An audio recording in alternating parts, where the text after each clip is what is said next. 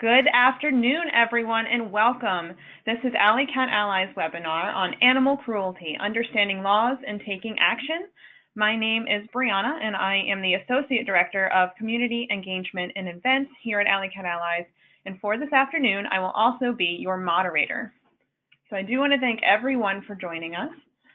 But before we begin, I have just one or two things to go over, so please do bear with me.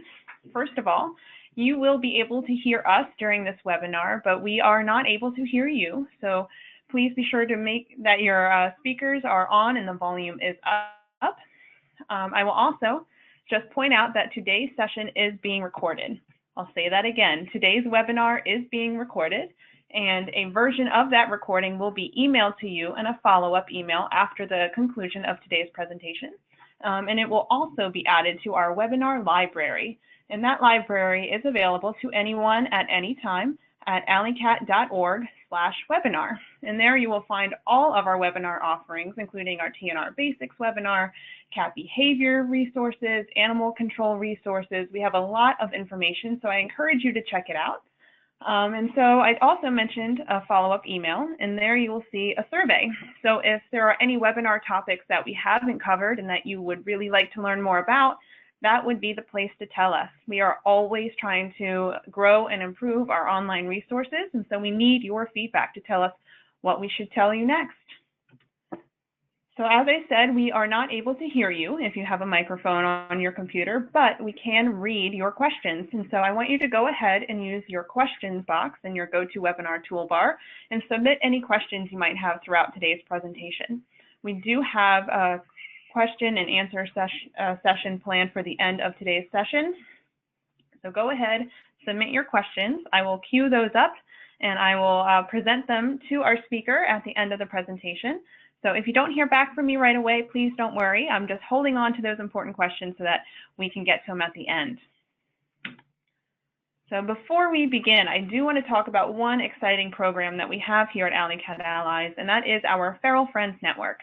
I call it our phone book for cat people, and essentially it's a resource directory of everyone we know, whether they're individuals, organizations, rescue groups, even veterinary providers who are able to offer assistance with cats in one way or another. And so if you are someone who is working with cats and would like to connect with other like-minded people in your area, it's a great way to see who's out there.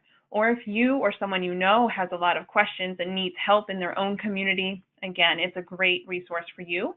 This is a directory that is searchable by zip code, so it is fine-tuned to where a person is located, and it can be accessed online at alleycat.org/feralfriends. And if you are someone who's working with cats and think you would be a good fit for this resource, thank you. We desperately need more and more people because we are all in this together. So the more names that we can add to that list, the more cats will be able to help. So you will find more information on how to join again at alleycat.org/feralfriends. So without further ado, the reason we are all gathered here today, I want to present to you your speaker, Calley Gerber. She is the founding attorney of Gerber Animal Law Center. Sorry, got a little garbled there. A firm dedicated solely to animal law issues. She has spent the last decade working solely for animal rights and animal welfare. She teaches animal law at the University of Chapel Hill School of Law and speaks regularly at events on animal law and other topics around the nation. Calley has been quoted and or featured in USA Today, the Chicago Tribune, Lawyers Weekly, The News and Observer, Dog Living Magazine, and other publications. She serves on the board of directors for various animal nonprofit organizations, volunteers regularly with animal groups, and lives with her rescue animals in Raleigh, North Carolina. So without further ado, I give you Calley. Hey, everybody. Thank you for coming out for this webinar today. I am so excited and honored to be presenting to you and sharing this knowledge so we can all help more cats. I wanted to start off by introducing myself a little bit to you, both my legal experience and my real-world personal experience. First of all, that legal experience, everybody wants to know, why are you even qualified to talk about any of this? Are you even a lawyer? Yes, I'm a lawyer. I've been an attorney for approximately 20 years now. Wow, it is hard to believe I'm that old, but former prosecuting attorney out in Colorado, moved to North Carolina in 2000, where I was general counsel of a company, and then walked away from that in 2008 to start what everybody said was impossible, an animal law firm, where I solely practiced full-time animal law. I do also teach animal law at UNC School of Law, as Brianna told you, and I lecture locally and nationally on animal law topics. Personally, I grew up with a love of animals, probably like a lot of you on the call today. My family included dogs, cats, horses. When I was 12 years old, I told my mom I was going to be an attorney so I could fight the law with the law to protect those without a voice. At the time, I thought that meant being a prosecutor. That's how I started doing. I currently do live in Raleigh with my rescue dogs and some rescue chickens, and have been here for 17 years now, believe it or not. So without further ado, let's go ahead and get right on into it. What I'd like you to get out of this webinar. I want to give you a greater understanding of animal cruelty and how to find and understand the relevant laws. Basically break them down into bite-sized chunks so you know exactly what's needed when you look at it. Know what evidence is relevant so you know what to collect when you're on scene and you've witnessed cruelty or you come upon a scene where cruelty has occurred. And then also put yourself in the position to assist or advocate for animals in a cruelty situation where sometimes they may not be as willing to press charges. Where we'll start first, what is animal cruelty? Since I'm in North Carolina and I can't use all of the different statutes and go through them all at one time, we're going to use the North Carolina statute on animal cruelty as an example. What I'd like to do with that is actually go through all of the language. This could be the most boring part. When you try to read a statute, it's a bunch of gobbledygook sometimes and it doesn't always make sense. So we'll start with that first paragraph. And for anyone who may not have the slides later when they're watching this for any reason, you can always Google NCGS 14-360 to pull up the North Carolina statute. First section says, if any person shall intentionally overdrive, overload, wound, injure, torment, kill, or deprive of necessary sustenance, or cause or procure to be overdriven, overloaded, wounded, injured, tormented, killed, or deprived of necessary sustenance, any animal, every such offender shall for every such offense be guilty of a Class 1 misdemeanor. Now that's a lot of complicated language just for the misdemeanor. The felony provision falls under B, and that's where any person shall maliciously torture, mutilate, maim, cruelly beat, disfigure, poison, or kill, or cause those things to be done. They'll be guilty of a felony. Of course, there's a little exception about the specialty for cockfighting. Most importantly for that is to look down to subsection C, because that's what makes these two sections make more sense. You look right to the terms that are defined. In other words, we all have ideas what torture, torment, and cruelly treat may mean. But the definition section tells us specifically it refers to any act, omission, or neglect causing or permitting unjustifiable pain, suffering, or death. And we've had some cases here in North Carolina where that's even been found to be psychological suffering, not always physical. The word intentionally refers to an act committed knowingly and without justifiable excuse. But the word maliciously, that word that comes up when we talk about felony charges, means an act committed intentionally and with malice or bad motive. That's one of my favorite definitions because I love how North Carolina defines the word maliciously by using the word malice. It doesn't make things crystal clear, but bad motive definitely helps know what they're looking for there. So it's not only the intentional conduct that's required in the misdemeanor, but also that malice that you would have to show. Also very important to look at what an animal is. And for our cases, we know our community cats fall under that definition and would be considered an animal. In some cases, it can be trickier when we're dealing sometimes in other states with birds or animals such as that. There obviously are some exceptions, and those are important to note because they fall into activities like hunting, biomedical research and training, veterinary purposes. So if you're thinking that would fall into something like declawing in cats, whereas some of us understand that could be unjustifiable physical pain, it falls under an exception for animal cruelty here in North Carolina. Also, other exceptions which don't apply to cats, providing food for human consumption, and then one that people do try to argue, the lawful destruction of an animal for purposes of protecting the public, other animals, property, or the public health. Always important to look at those exceptions at the same time that you're looking at the statute. Okay, and I know all of you can read, so it was a little cumbersome to go through all that, but just for people following along on the webinar later who may not have that in front of them, I wanted to make sure to read it out loud.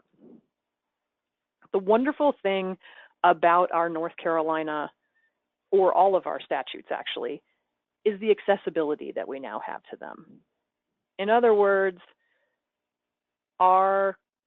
back in the day when I was in law school, you had to trot down to the library to find these kind of resources and know what your laws were. But nowadays you can type in sometimes your state, sometimes your city or town or county, and find out what their local ordinance is on cruelty or the local statute so that you yourself can have your hands on it. I will tell you that not all law enforcement completely understands these statutes. So having your own basis in knowledge can be very helpful in situations where you have to stand up for the community cats in your neighborhood. I don't know if anyone else sees a different slide than me, but I am still on the NC statute slide. So hopefully you guys are moving along, yeah. Okay, we've talked about the terms and that you can get these statutes on the internet. So now, what kind of evidence do you need for these cases? Because we all see these bad things happen to animals, or we become involved in situations where we become aware of them, but sometimes we don't know what to do. And a lot of times, law enforcement doesn't always know what to do because they don't know what the important evidence is either. Animal cases make them a little bit nervous sometimes because it can be outside their realm. First and foremost, photo or video. That old adage that a picture is worth 1,000 words is 100% true. I can't tell you how many times I've put a picture in front of a judge or 12 people in the box, and it has done more than any argument I've presented. The things you need to make sure of: the photo or video has to be a fair and accurate representation of what you or the person who's taking the photo sees. You want to be sure you're in a place where you are lawfully allowed to be, so no trespassing to take these pictures or videos, and do not edit the photograph. You need to have the original photograph exactly as you took it.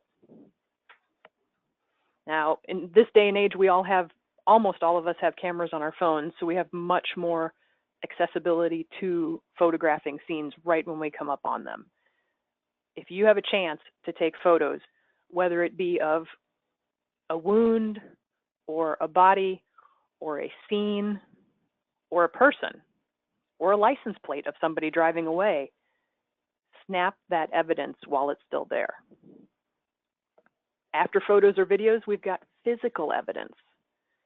That would include the body of an animal, and that's always if you can have possession. In other words, if law enforcement is taking that animal away, you may not have the capacity to say, no, I want to keep the body to have a necropsy done. So make sure you don't get yourself in any trouble with law enforcement. But if you don't happen to be involved where law enforcement is taking the body can be very important because it has certain forensic evidence. A lot of people don't know a necropsy is basically an autopsy on an animal. They can be had for very little amount of money, and there's usually labs in different states that do it. Here in Raleigh, we have a lab called Rollins where you can take the animals and get reports done. You also want to look for any instruments or other indications of things that may have been used in the crime. In other words, if somebody threw some animals away in a bag, you want to try to keep that bag. It may have some evidence on it that you can use. An instrument that may have caused injury, like a baseball bat or a board, sadly enough, you want to have that in case it has traces of blood or hair that may be matched to either the perpetrator or the animal. Now, it's not CSI and we can't always spend tons of money on the forensics, but it's better to collect what we can while we can and preserve that evidence, and then down the road, if it can't be used, make different decisions about what's going to happen. A lot of times, even the container from some poison, if you might find it in the location, could be helpful. Because for one thing, you might know what may have been used and what to test for. Once you've got your physical evidence together, witness statements.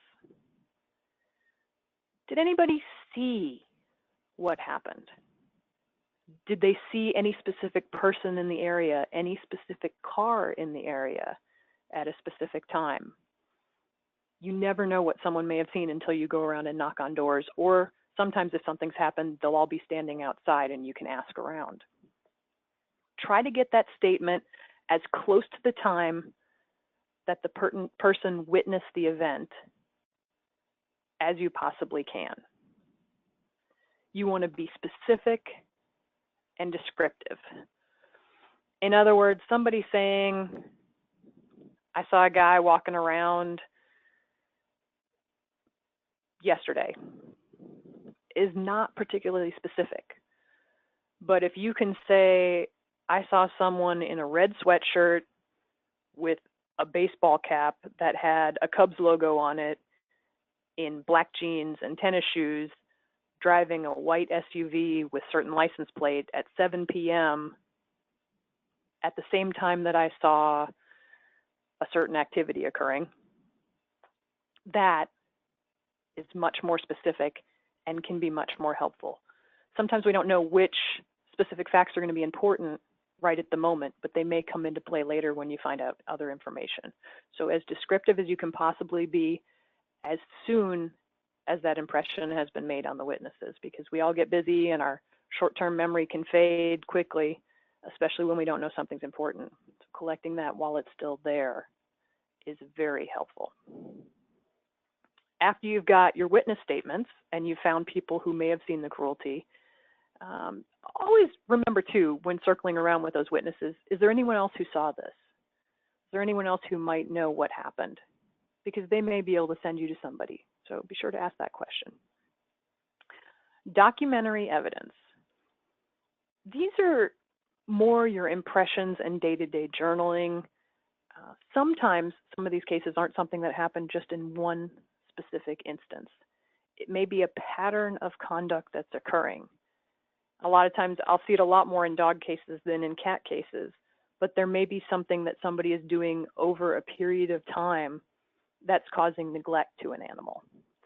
And sometimes animal control might come out and they might not do anything and you think it's all over, but keeping a journal of what's going on and what you're witnessing with a specific animal. If you happen to be seeing an animal deteriorate that belongs to somebody, you want to keep notes of the days of what's happening with the animal and what you're witnessing with the animal and maybe what actions you've tried to take and have been denied. Remember where and when, day and time, what the conditions were, if it happens to be relevant. Like I say, that's oftentimes more dog cases than cat cases. But if there's an animal out without shelter, if there's flooding occurring at the time, if there's extreme heat or extreme cold at the time where someone should have responsibility for an animal, where there's an injury that's not being treated on an animal, where there's someone who has responsibility for that animal. Those type of things should be laid out as much as possible in that documentary evidence. And when you keep a regular record, that tends to bolster your credibility. It's not just you trying to remember what happened 3 months ago on a Tuesday. You can flip back on the pages and know exactly what you were doing and exactly what was going on that day. Communicating with law enforcement. This can be one of the trickiest parts that people come to me with issues on. If this is your first contact with law enforcement, you want to be sure to communicate in a clear and calm manner. That can be really hard when something very, very bad has happened, especially when you're dealing with someone you know has intentionally harmed an animal, because you very much want the officer to react quickly.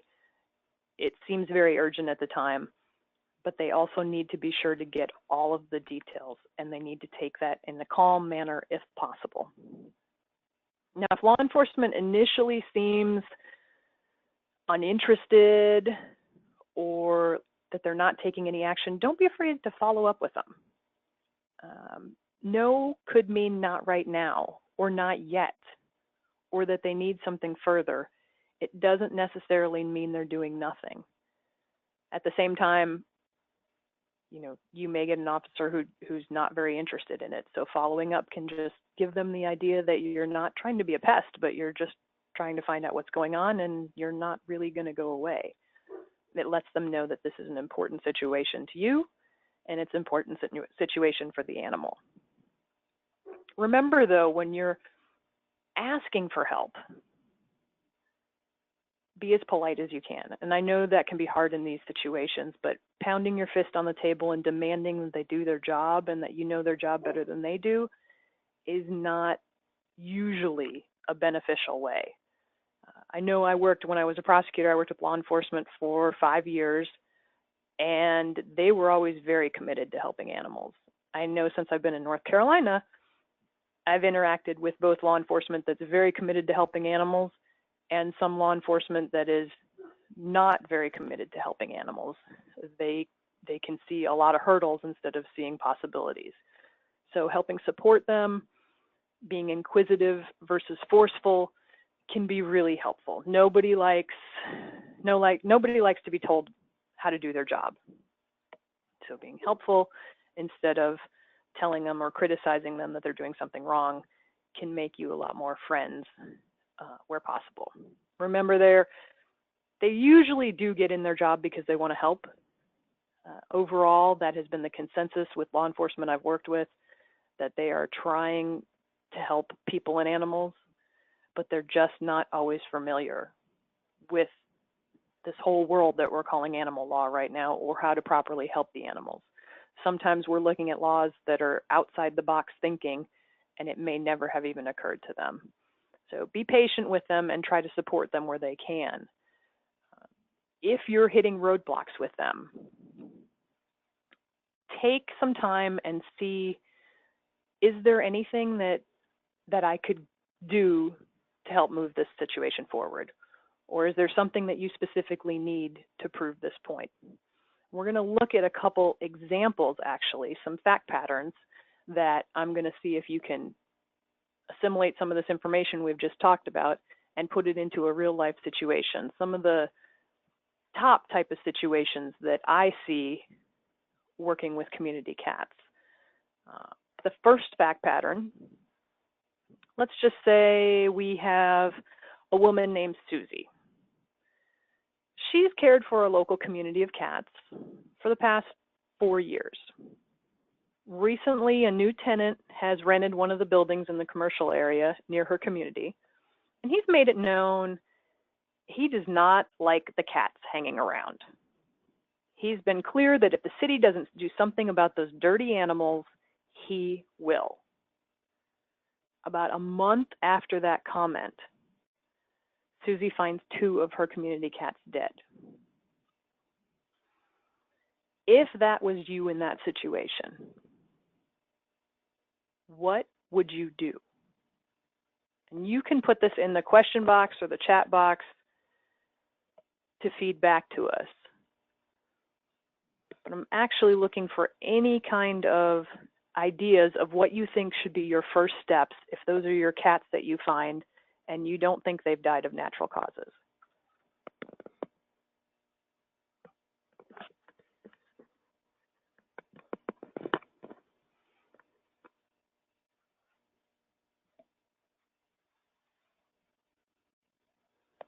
Brianna, you can always suggest too.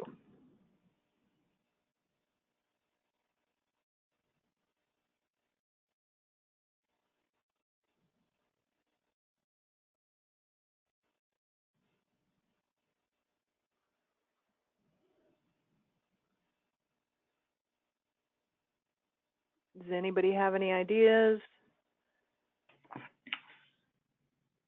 I think the first thing that came into my mind, and I'll let people keep answering. I see lots of things coming into that questions box.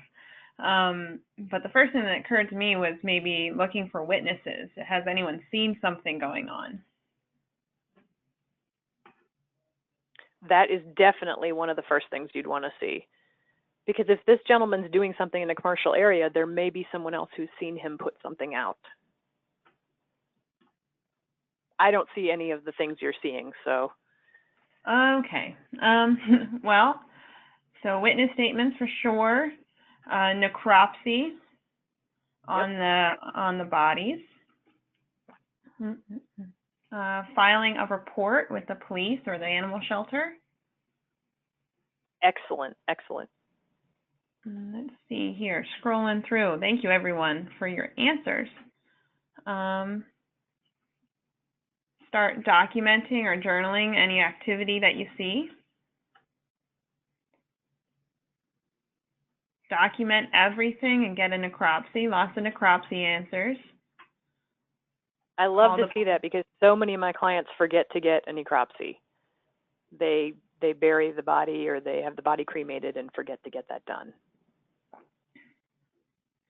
Seeing lots of call the police or report to authorities. Taking lots of pictures. Yep, pictures is another great one. I think there's only one thing that I had written down that you haven't mentioned. And that was look for signs of poison or baiting. Sometimes you'll find a little dish that may have the remnants of some food laying around. Not always. People sometimes are smart enough not to leave that behind. But taking a little walk around the area to see if you see anything specifically at this person's back door could be particularly helpful. But those are excellent. You had every single thing that I had listed for actions to take, and involving law enforcement is obviously key. And then if they're not willing to do the necropsy, seeing if it would be okay for you to do it. All right, so let's look at the next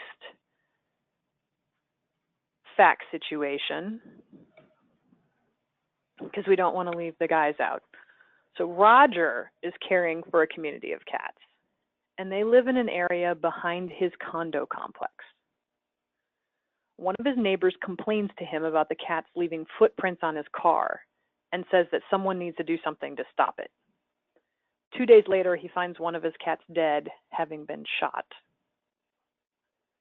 What should he do?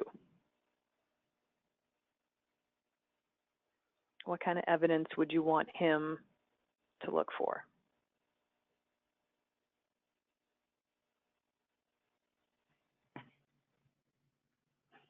All right, I'm going to let people again use that questions box to let us know what you think the best thing to do would be.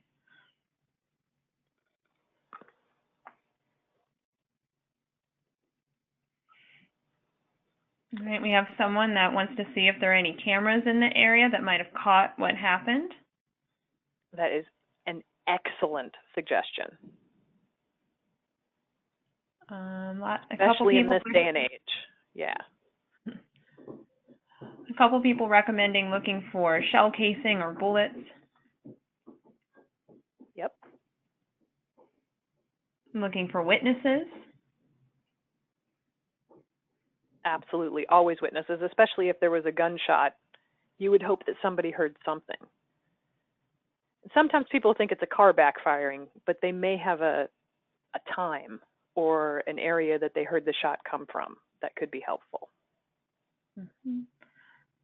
Yeah, asking neighbors if they heard or saw anything. Yeah, lots of great things pouring in all at once. I keep going to read something and another person says something great. Photographing the surroundings, photographing the cat.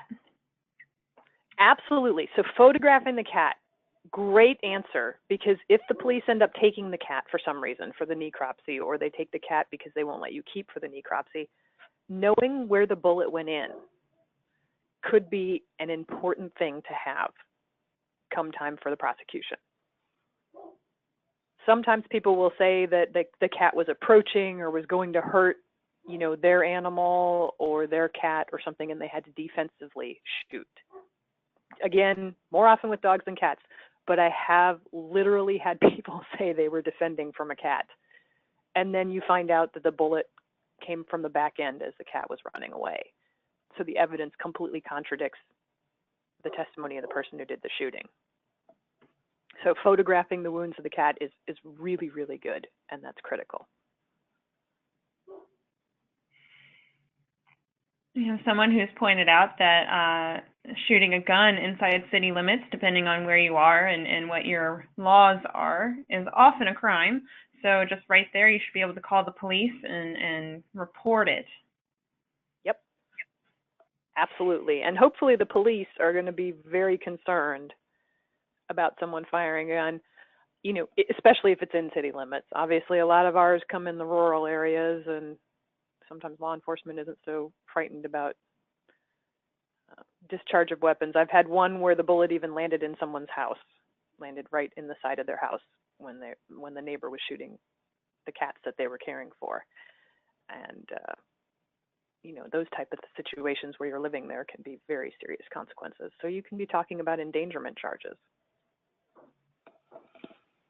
So yeah, the first thing, trying to get any evidence you can get that this new neighbor is the culprit. You know, certainly you have the statement, and you know, you want to write down, because this happened, the statement came right before the shooting, very close. And by the time the shooting occurs, you're probably going to remember when that person said that to you.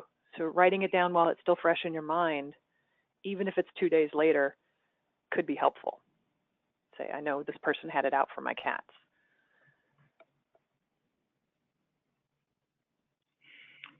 We have someone that's pointed out that, you know, again, with all of today's technology, we're talking about the cameras earlier that might have caught something, but that you can actually, if you are taking a photo or video with your phone and you turn on location services, that can be helpful later, because that longitude and latitude exact coordinates will get saved with the properties of that photo and video, and that can be used later in court. Is that right? I have never had to use that, but I absolutely think that could be helpful. I'm always a more information the better kind of person when I have to go to trial. I have yet to have that information with anything I've had to go on, but yeah, definitely I would love to have location identifying services tied to a video. And time date stamps. Time date stamps are nice too for pictures as well as videos. All right, so let's go to a last hypothetical. Hypothetical. We all know that's lawyers' favorite words for something I've probably dealt with something related to or heard about in the real. But this is not a real life scenario. It's just a hypothetical. My law students always laugh when I give them a hypothetical. So let's say, for instance, there happens to be a person who's employed helping animals. So a veterinarian, for instance, who shoots a cat that is on the wall of the fence on her yard and kills the cat. Now, there's no question who did it, but the question is for what purposes. And the person argues that they were defending their own animals and that they were in fear of what this cat was going to do. Now, what kind of evidence would you want for something like that? Someone who's in the business, so has a higher level of knowledge, generally, of animals, and is saying that they were in fear for their own animals' safety and therefore had to shoot this cat coming into the yard. All right, again, giving everybody time to give their answer in that questions box.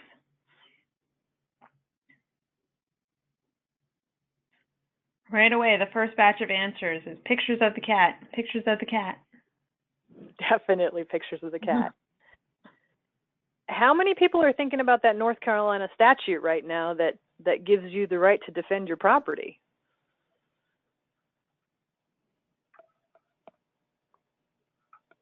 So when we're thinking about how this crime could be charged here in North Carolina,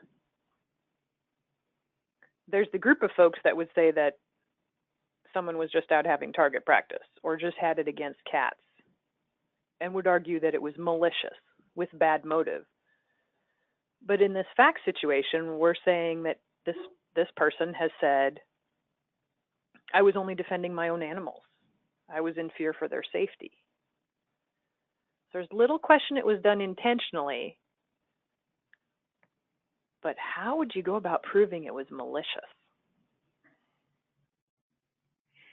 I have some people wondering if there's any kind of documented evidence that the cat had any aggressive, I guess, behavior in the past, or get some witness statements if this is a known cat, known to be more aggressive. Exactly. Good things. Try to find out whose cat it is so that you can get a history on the cat. Was the cat wearing a collar? Was the cat not wearing a collar? What was the size of the cat even? Maybe finding out, and this may not be something you can find out. It's just if you happen to be outside while this is happening kind of thing. You know, do you see any of her animals outside present? Is that a reasonable argument that she's defending her animals? These can be the trickiest cases because they happen on private property and you may not have access to the evidence. But the things that you can get, the more things you can get, even talking to neighbors about how that person feels about cats could end up being helpful. And now you always have to be mindful when you're talking to witnesses if they don't want to talk to you. You probably can't push that issue. So if people aren't willing to talk to you, you can't make them. And you would be surprised, or you would maybe not be surprised if you've fallen into the situation, how many people will say, I don't want to get involved. But we do what we can with what we have to try to support law enforcement as much as we can, and to try to advocate for our friends, the cats, because they don't have much of a voice in these situations. I think that's probably about it for our scenarios, and we could just wrap up and retouch on the conclusion before we go back. The things that we wanted to get out of this. So if you have questions, this is the time to hit your question button. Knowing the laws in your jurisdiction. Getting an understanding of what evidence can help you take an animal cruelty case forward. And communicating effectively with law enforcement, which can sometimes be an art more than a skill. And once you have a grasp on those three things, you have everything you really need to put a good case together for animals. The tricky part can be in number two. You may understand what evidence could help the case, but it may not be available to you every time. We don't always find all the evidence that's in existence. But if you're aware of what types of evidence can be helpful, you're much more likely to see it when you're out there on the scene trying to help a cat. And I think you have some comments before we go to questions. Yeah. So I know that this is a lot of information, and I know it's a topic that we all hope will never have to put into practical use, but it's important information. It's important to have these things in mind so when and if the time happens, we know how to take action before we inadvertently destroy any evidence or miss an opportunity to take photos or miss an opportunity to talk to a key witness. You know, such an important thing to keep in mind, and to have all of this knowledge at our fingertips is really helpful. So I do want to thank you, Calley, for this presentation.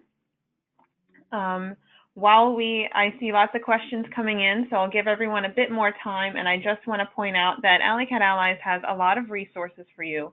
It's all available online, and we have a lot of educational resources that can be very helpful, that hopefully can de-escalate any neighbor complaints or community complaints that you might be facing. Great tools to work with your neighbors and fellow citizens. Online, you can shop at alleycat.org/shop and find a lot of our educational tools that will hopefully help you prevent anything coming to a cruelty case. And while I have you, and while we're talking about the issue of cruelty, we all know that cats all around the world are put at risk by the laws that either protect them or overlook them. And so this year for Global Cat Day, and it is a campaign that is not just one day, but we are pushing for humane laws that will save cats' lives all throughout October, throughout November. This is really a never-ending process, because we need all of the support that we can. We need all of our voices to come together to make our movement even bigger and make our voice even louder. So I encourage everyone, if you see the pledge on your screen and you can agree with that statement, which I hope you can, that you hop on over to globalcatday.org and sign our pledge and help us continue to go and talk to legislators and decision makers and make sure that the policy makers that be are putting positive ordinance in place that's going to protect and save more cats all around the world. So without further ado, we're going to get into our question section. Okay, one second before we jump to questions, because I realize you guys have all gotten this all by fire hose, basically. Just turn it on and spray. I did want to touch a little bit, just 1 minute, on advocating for better laws for cats, because I get that question a lot, and maybe it's in the questions. It can be really helpful to form relationships with your local folks. So your local city council, your local county commissioners, to start reaching out and educating them on these cat issues before there's any bad laws that take effect. And the more you can educate them up front and show them that, I don't know, these are real issues and we're real people. We're not crazy cat people that live in a house with, you know, not all of us anyway, 100 kitties in our room with us. This is an issue for everybody, and everybody should care about community cats. And giving them the most modest protections can be a benefit to everyone. It can help the community be healthier overall, and them understanding community cat issues up front can help them make better laws. I know here in Wake County we have an ordinance for community cats, but Raleigh, which happens to be in Wake County, does not. So we have a tricky conundrum here, and we're working on it to try to make it a more friendly place for the community cats. But yeah, befriending those people, helping them understand the issues before it's a controversial setting can really help the cats up front with making laws. Absolutely. Right. And then if you've made yourself available to them, then hopefully if some kind of policy or anything comes their way with cats involved, they'll pick up the phone and call if they need some advice or input, and they will know that you are someone that they can talk to. So you're just making yourself a resource to them and to cats. All right, so getting into your questions. Thank you everybody for sticking with us through this webinar. So our first question. Oh my goodness, we have so many great questions to choose from. Let me find the right one to start with. So how do you work in cases of suspected cruelty when everything is happening on private property? What's the best way to move forward? So that can be very tricky if you do not have access to the premises, because, like I said, you don't want to trespass to get pictures or anything like that. If we're talking about private property, like somebody's residence or a farm, versus private property that's commercial property, those can be different, because obviously commercial property can have public access at some times during the day, but when it's truly private property, it's very difficult unless you can recruit law enforcement to help with investigation. because you don't have a right to get on the property, and it can be hard to collect evidence if it's someplace where you don't have a right to be. It can be unlawful to collect evidence, actually, I should say. So I wish I had a magic answer on that one, but I do not. No magic wand. Let's see. Is there a website to view local laws and what your commissioner's or local city council's record is regarding animal cruelty laws? Some places do. I know we have North Carolina Voters for Animal Welfare, and they will post sometimes voting histories, sometimes local, sometimes statewide. I'm not sure state by state who posts that. I do believe some of the national organizations do like a lobby postcard that shows how people, representatives, senators have voted on certain animal issues, but I'm not sure of one that does it nationally all over for each city, county, state. So you might want to look to see if there's a local organization for you in your state. Like I said, for us, North Carolina Voters for Animal Welfare, I know they have a Facebook page, which would probably tell you if they have a website, but I do know they put out report cards on what the legislators' voting record is on animal issues. All right. And then I think it might be helpful just for everyone out there who hasn't had to do this before. If you're in a situation where you have a dead cat and you've taken all the photos and everything that you need before you remove the body, what do you do? How do you go about getting a necropsy and handling the cat? And is there anything special that we need to know for that process? I would say it's important for one to protect yourself from any potential diseases. You know, I'm the first one who's probably not great at that, but if you can put on a pair of gloves before you handle the animal, for one, you don't want to contaminate the body, but also you want to make sure you don't get contaminated with anything. In a plastic bag, put the animal's body in a plastic bag, which can feel kind of ugly. And also, if it's going to be a little bit of time before you're going to be able to get to a lab, refrigeration. A lot of times their bodies will start to break down relatively quickly, especially if it's hot outside. If it happens to be in winter, you've got a better chance, or in a colder climate. But sometimes here in the South, we can see bodies break down very quickly internally, tissue, and it can be hard to test. So the sooner you have them, and to get them onto refrigeration so that the body can be preserved from there on out. Here, like I said, it's Rollins Lab. There are some vets offices that do necropsies. I'm not sure to what extent, so you'd probably have to look for those resources locally to see who does it, possibly just a Google search for your jurisdiction, or if there's a vet school locally, they would probably be able to tell you who does it in the area. But good to find that out before you need it. So it might be good to check out right after you get off this webinar to find out where your closest resources are. But proper handling is definitely key, because you don't want to have contamination. And sometimes you might not drive around with latex gloves and a bag in your car. I have a lot of random resources in my car because I run up on animal situations. But if you don't have that, just do the best you can. You know, if you happen to have a towel or a t-shirt, just know that there could be an argument of some kind of contamination if you're not using a clean item to collect the evidence. All right, that is very helpful. Thank you. So if we, as me, myself, and I think a lot of our listeners, we're not lawyers, but if we wanted to see the policy changed as far as cruelty protections go, and what is or is not considered cruelty, and all of these different things that they put into a policy, is there something that we can do, or how do we go about doing that? I would say, like I said, getting involved in a grassroots movement, for one. So if you can get a community of folks together who have like-minded interests, and then schedule a sit-down with possibly your local representative or council person or mayor. I know when we have elections, it's some of the first things I ask about.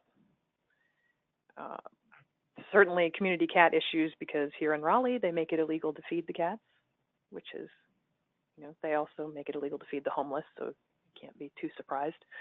But those are the type of laws that would be the first thing that you might want to look at to take away. Anything that could help support our community cats.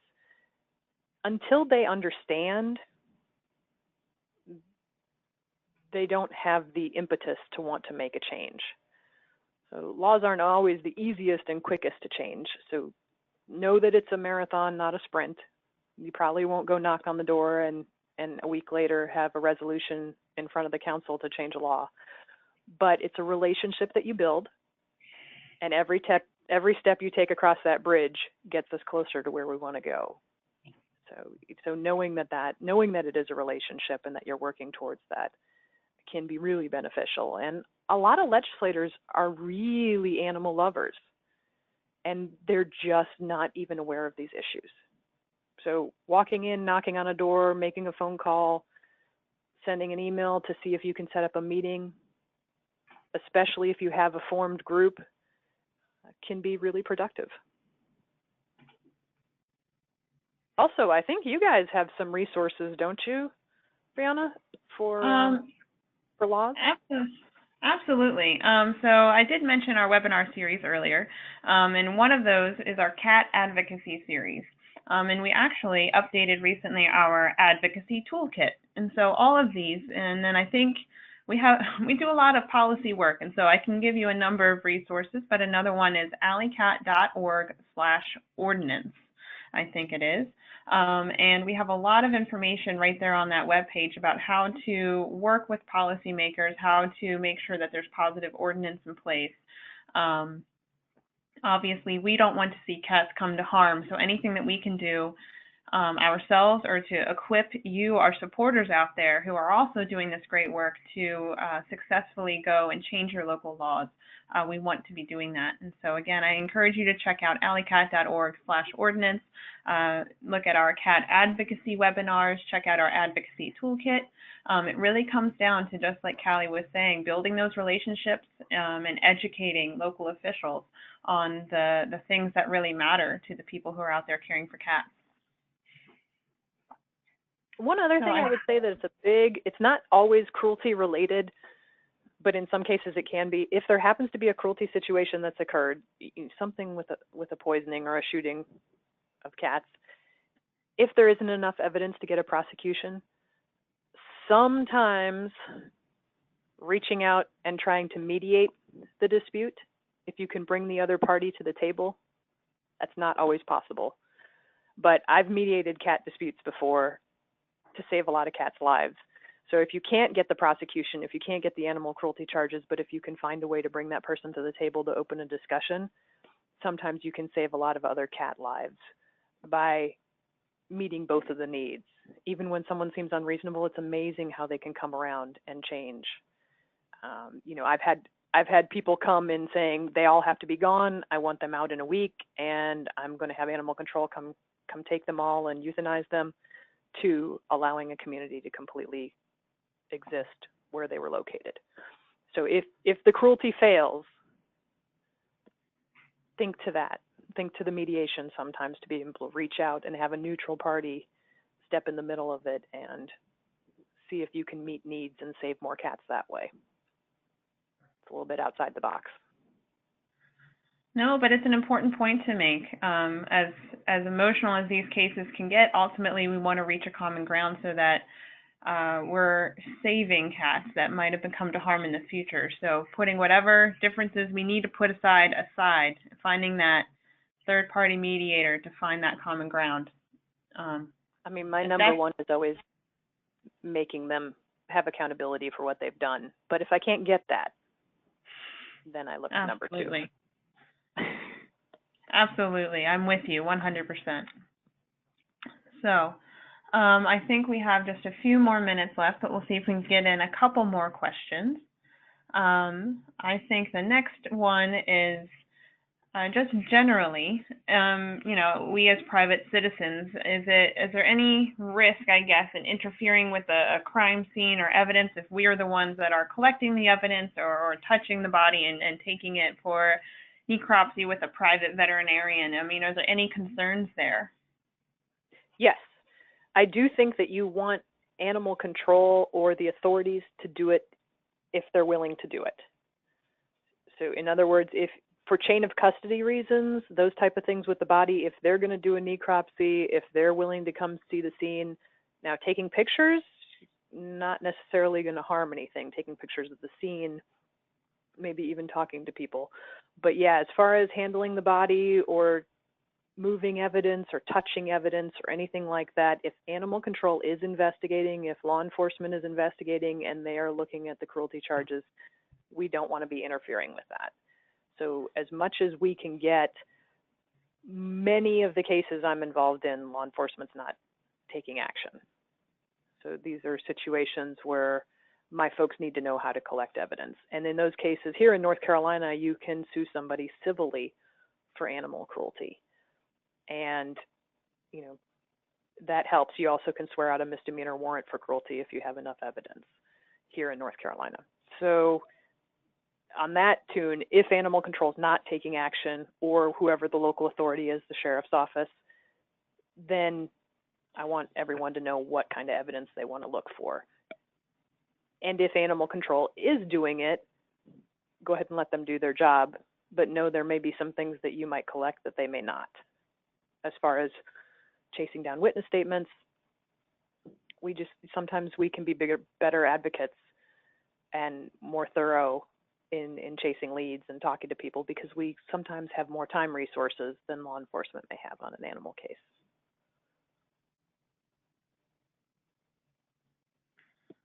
All right, and I think one final question. So this is maybe a different one, but what do you do if the suspected perpetrator is mentally ill?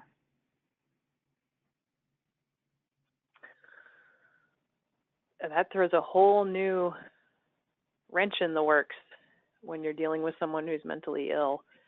It can be challenging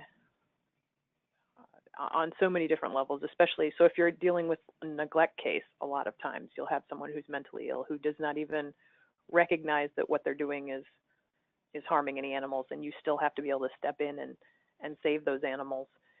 It's hard for me because I'm trying to think which situation specifically this would be. If it happens to be a hoarding situation, you'd do one thing. If it happens to be, you know, someone with limited capacity out kicking a cat on the street, that's certainly a different situation as well.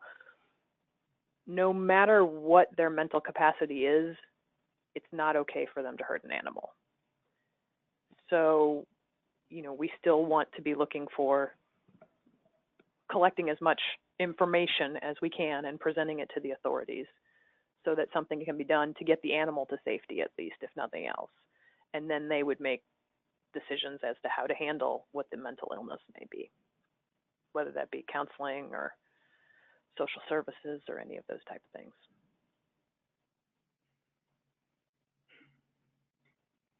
All right then. Well, I think that we have reached the end of our webinar. I apologize. I know there were a number of questions. There were so many questions, and we're so grateful to have so many of you here being proactive and learning what you need to learn in order to be ready for the worst. So thank you so much for joining us. I will say again, this webinar has been recorded. You will receive the link to the recording in a follow-up email in just a few hours. And it will also be added to our website in the next few business days. And so keep an eye out for that. Please share this information, use this information, and remember that Alley Cat Allies is always here for you as a resource. Once more, I really sincerely want to thank you, Calley, for being here and bringing all of your extensive knowledge and experience and sharing that with us. So thank you. Oh, thank you so much for having me, and thanks for caring about the cats. All right, everyone. Well, thanks so much. And this is Alley Cat Allies signing off. Have a great afternoon.